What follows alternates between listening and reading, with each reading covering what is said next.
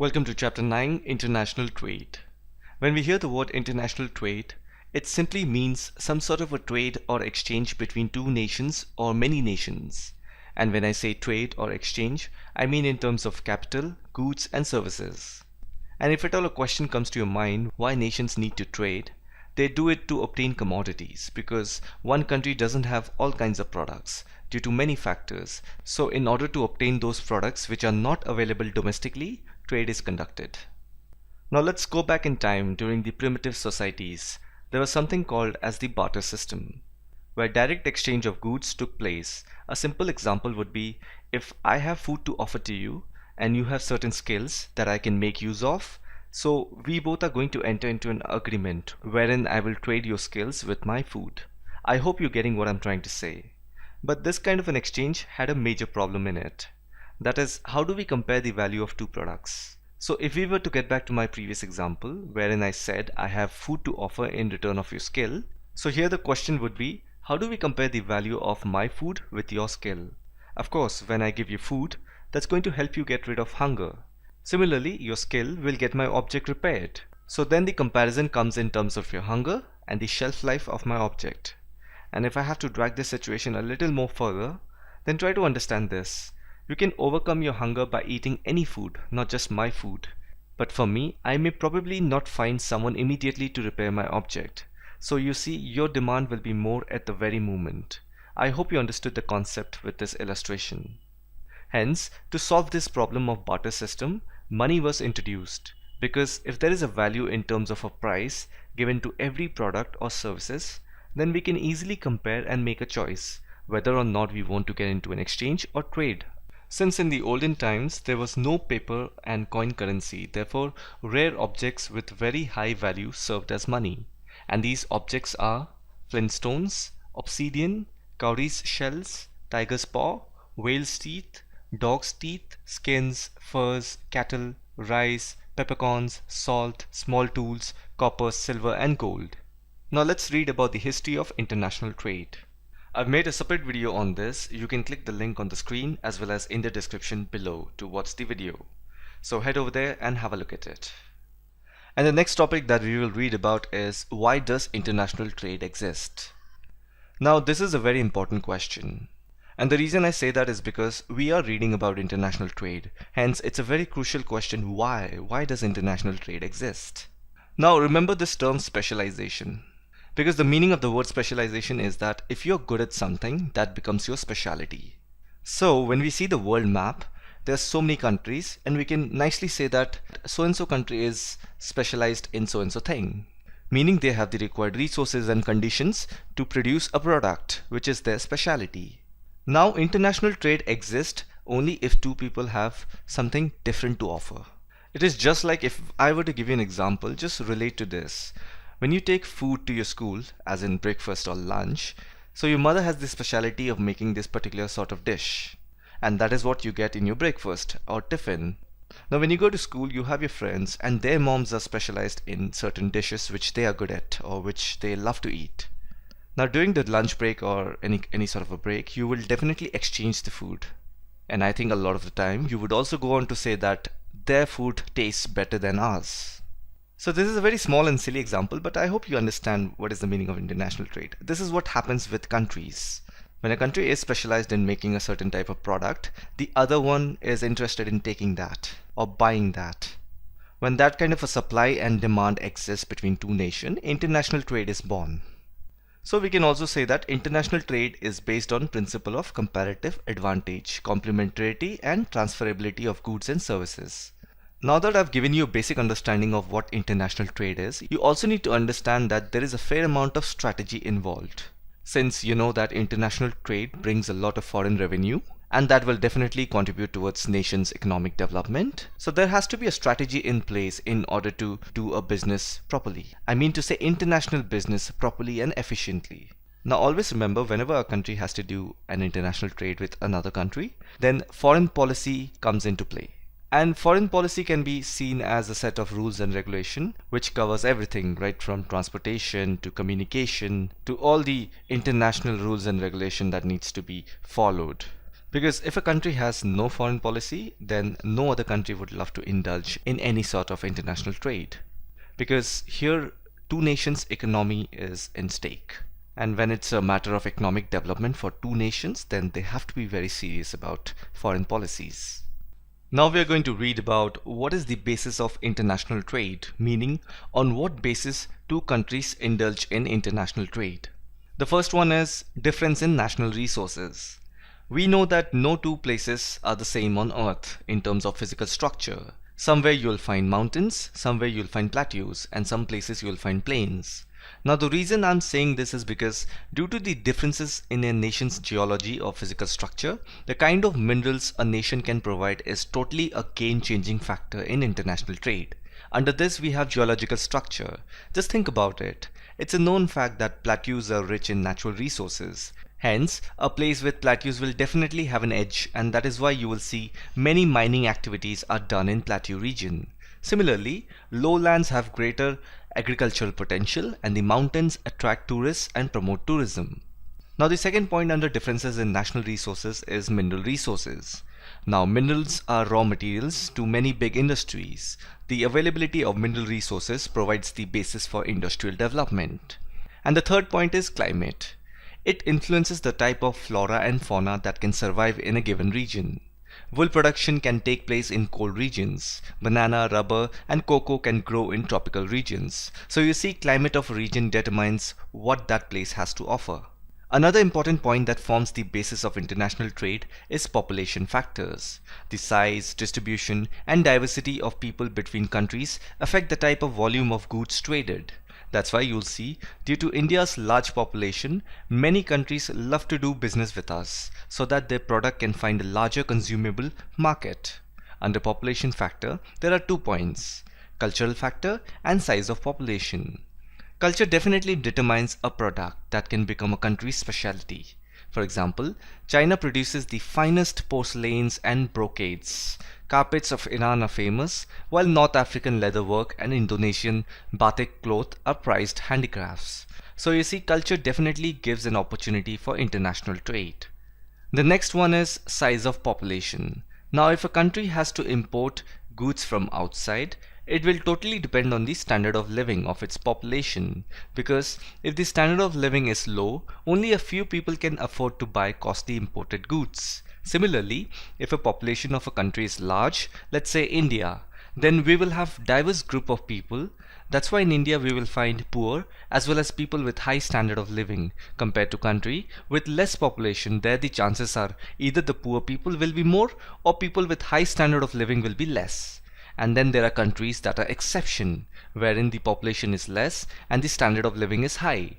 I'm talking about countries like Austria, Luxembourg, Sweden, etc. The next point is stage of economic development. So not all the countries are at same stage of economic development. Some may be developed agriculturally, and then there are some who are developed industrially. And when those two type of countries go to trade with each other, generally agro products are exchanged for manufactured goods, or in other words, industrialized nations export machinery and finished products and import food grains and other raw materials. And the next point is extent of foreign investment. You must have heard about this foreign direct investment, FDI. So the whole purpose is to bring as much of investors to invest in India, and by doing so it will boost our volume of trade with other nations. But there is a flip side to it.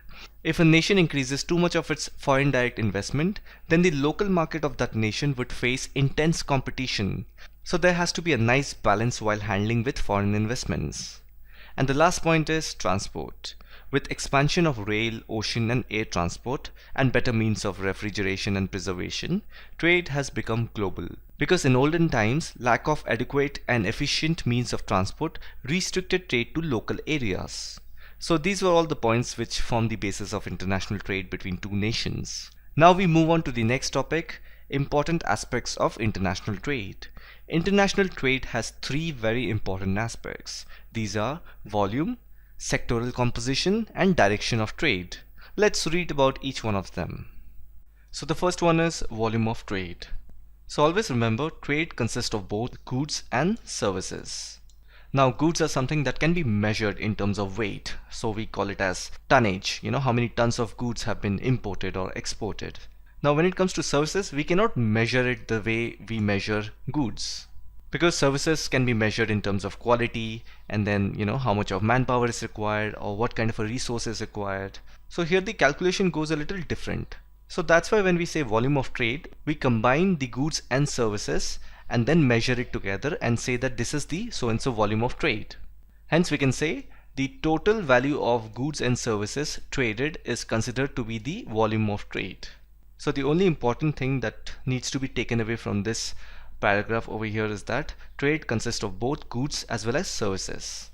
And the total measure of goods and services is called volume of trade. So if you look at this figure, it shows the total volume of world trade that has been steadily rising from past decade, meaning 10 years. So from 1980, it went till 2000 and it goes up to around $7,500 billion of goods and services has been traded by the world. So this is kind of cool. Just have a look at this. And the second one is composition of trade. So again, moments back I've told you whenever the word trade comes, we are talking about goods as well as services. Now you need to understand this. There are three important sectors that you have to keep in mind. The first one is the agricultural sector, which is also responsible for producing primary products. And then we have the industrial sector, which comprises of manufacturing sector and all those heavy industries. And the third one is service sector. So every country has this sector, but they are totally different in terms of where they stand. Some country may be advanced in service sector, and then some countries are really good at agricultural sector. So what we are trying to understand over here is that the trade related to primary products have been dominant in the beginning of the last century. Meaning in the early 90s, it was the primary sector which was dominant in terms of international trade. After that, it was the industrial sector where they used to export and import machineries and finished goods. And today, if we look at the trend of the global trade, service sector is dominating. Now, service sectors includes traveling, transportation, and other commercial services. So this sector is showing a massive spike. So when we are saying composition of trade, we mean the composition of all these three sectors: primary, then we have secondary, which is the manufacturing sector, industrial sector, and the third one is tertiary, which is the services sector. So a nice composition of these three sectors is contributing heavily to international trade. And the third aspect of international trade is direction of trade. So when we say direction of trade, we mean the change in the trend. For example, if tomorrow you were giving something to your friend, now the direction of trade would be something like your friend is giving something to you. Similarly, what we read here is that historically, that is initially, the developing countries of the world used to export valuable goods and artifacts. And these products used to be sent to the Western society, to the European countries. But from the 19th century, the trend has reversed. Now what happens is the European countries are exporting manufactured goods. And that is the reason Europe and USA emerged as major trade partners. So to understand this topic, direction of trade, I recommend that you watch this video which I have created. The name of the video is History of International Trade. In that I have nicely explained how things changed, what was the history behind international trade, and how things actually changed from one place to another. And one of the major reasons behind the change of direction of trade is because of colonialism. Because when Europe started invading other countries and started making them into colonies, that is when this direction of trade changed. Because that is when the European countries began importing raw materials and started exporting finished product. But then after Europe started losing colonies like India, China and other developing countries, these developing countries started competing with the developed countries. So this is what is the meaning of direction of trade. Now we're going to read about balance of trade. So this is an important topic. So what I've done is I've created a separate video on this. It's a short video, you can watch it quickly. I'll mention the link on the screen. You can simply click on the link and watch that video. Otherwise, you can also find the link in the description. Moving on to the next topic, types of international trade. Now there are basically two types of international trade. They are bilateral trade and then we have multilateral trade. And you must have heard about all of these names in the news whenever there is some sort of a talk going on between two countries. So simply put, the meaning of bilateral trade is when two countries do business with each other. So bilateral means two countries doing trade with each other. And multilateral trade is conducted with many trading countries. For example, if India does a trade with China, then there are only two countries, which is India and China, and it's called bilateral trade. But then if India decides to do business with China, Russia, South Africa, or any other nation at one time, that is called multilateral trade. So this is the meaning of these two types of trade. And the next topic is case for free trade. The other word for free trade is trade liberalization. So it means when a country allows foreign markets to conduct business on its own soil, they basically open their market for conducting businesses. This is known as free trade. Now, free trade creates competition between foreign products and domestic products. Now, it is certainly not a good thing for domestic business owners. However, for consumers, the option widens as now they can choose from many options that are available. So for a country to open its market for foreign traders, the host country has to bring down its trade barriers like tariffs related to taxes on imports, government regulations, and ease of doing businesses. All these things need to be reformed if a country has to welcome foreign investments. Therefore, free trade is good as long as it doesn't hurt domestic businesses severely. In international trade, you will often hear the word dumping or dumped goods.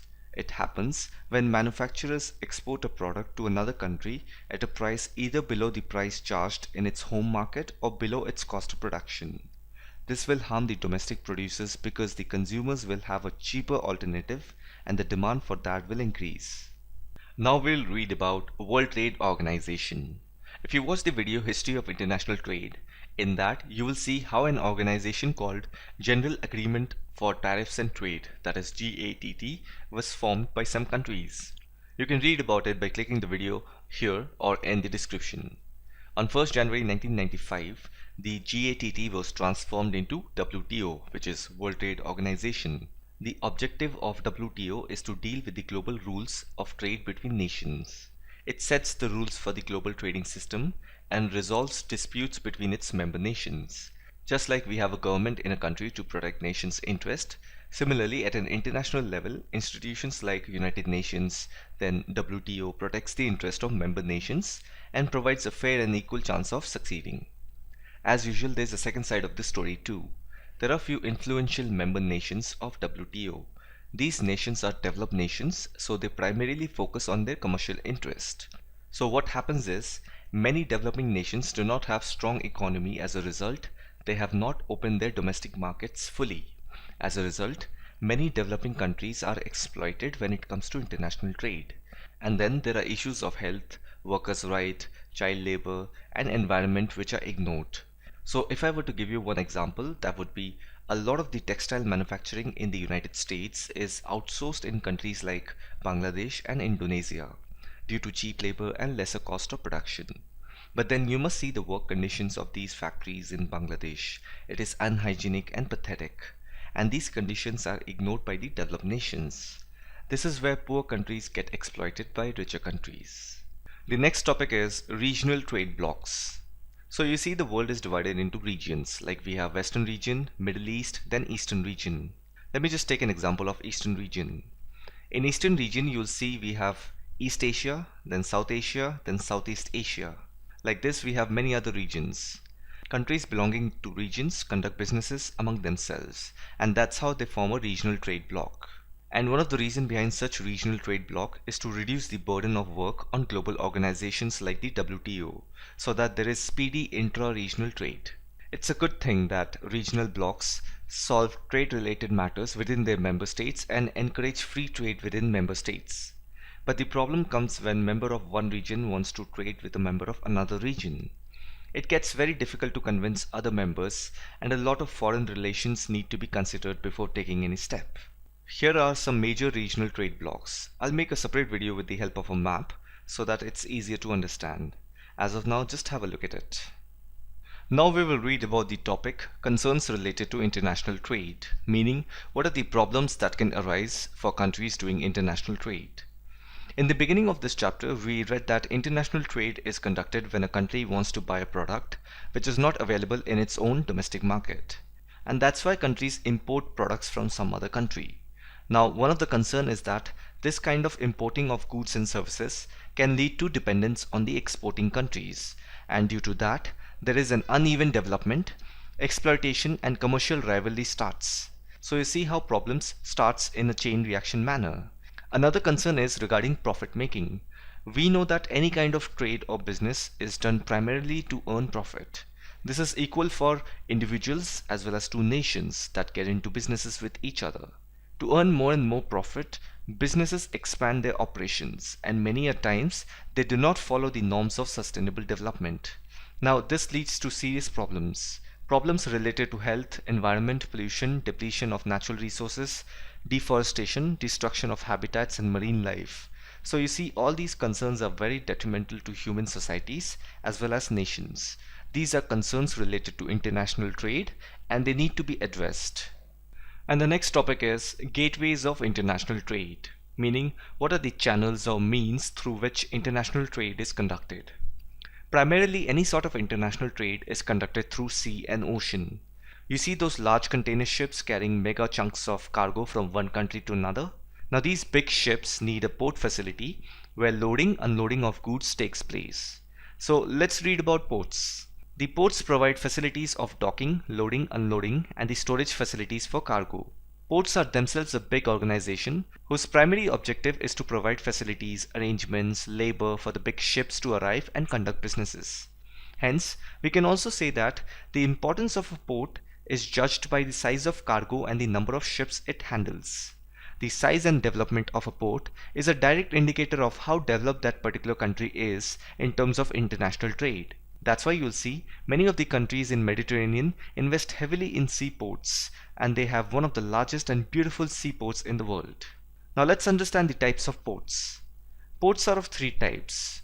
They are industrial ports, commercial ports, and comprehensive ports. Industrial ports handle traffic related to cargoes like grain, sugar, mineral ores, oil, chemicals, and other similar materials. And then commercial ports handle traffic related to packaged products and manufactured goods, basically consumable items. These ports also handle passenger traffic. And then we have comprehensive ports, which are basically ports that handles all sorts of cargoes.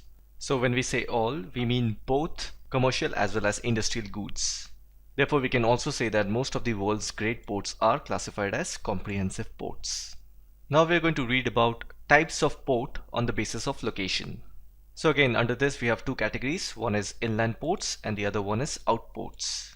So again, by the word inland, you can figure out we are talking about inland waterways. So all the rivers and canals that are inside the landmass creates an inland waterway. And where there is inland waterway, there will be some sort of ships, smaller ships that will go through it. And for those kind of ships, we do need ports. So basically those kind of ports are called as inland water ports. So then we have some examples such as Manchester has one inland port, then there is one more on the river Mississippi, and then in India we have in Kolkata, that is on the banks of river Hooghly. So this was all about inland ports. So coming to the outports, so these are deep water ports built away from the actual ports. Let me just show you a picture of this kind of port. So if you look at this picture, this is one of the ports in Spain. So you see this little passageway sort of a thing on the water.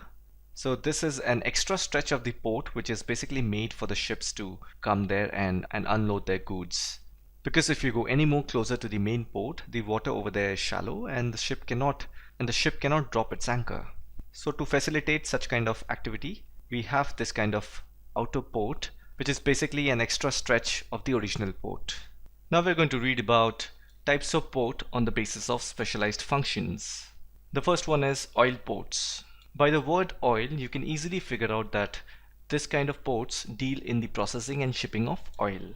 And when I say oil, I'm talking about both kind of oil, that is the one that you eat at home, to the petroleum that we use in the vehicles. So again, these oil ports are of two types. One is a tanker port and the other one is a refinery port. And some of the example of such ports are, one is Maracaibo in Venezuela, and then there is another one, Eskira in Tunisia, which is in Africa. And then there is one more in Lebanon, which is called Tripoli. So all these ports are famous for tanker ports. And then there is one refinery port, which is Abadan on the Gulf of Persia. So in case you didn't know where is Gulf of Persia located, it is this region over here. And the next port is ports of call. Now this is an interesting port.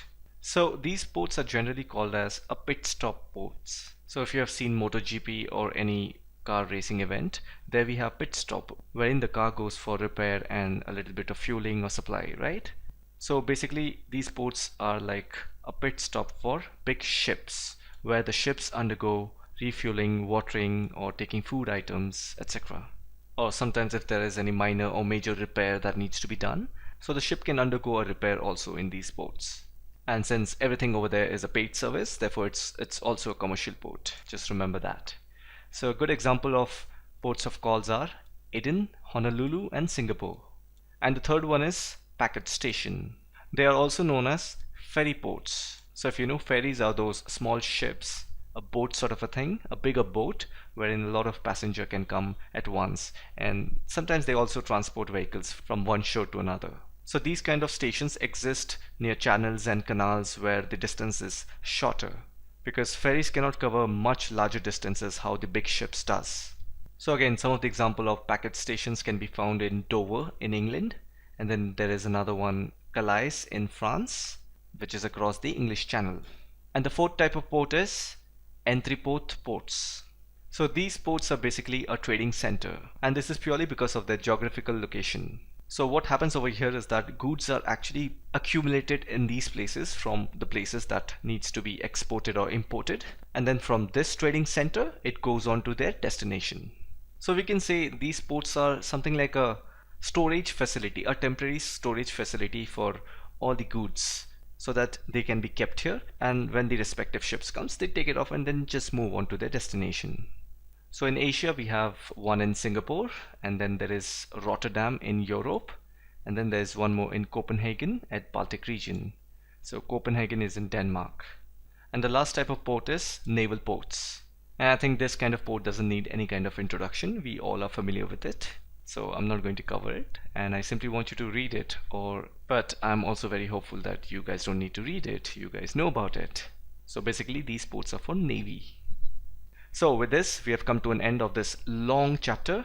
I hope I have covered most of the topics, which brings us to the exercises. So don't forget to check out the website for all the answers to the questions. So as usual, thanks for watching. I hope you found this video informative, and I'll see you in the next one. If you enjoyed these videos and see a purpose behind watching them, please like the video and comment down below. Until then, catch you guys later and talk to you guys on the next one. Peace.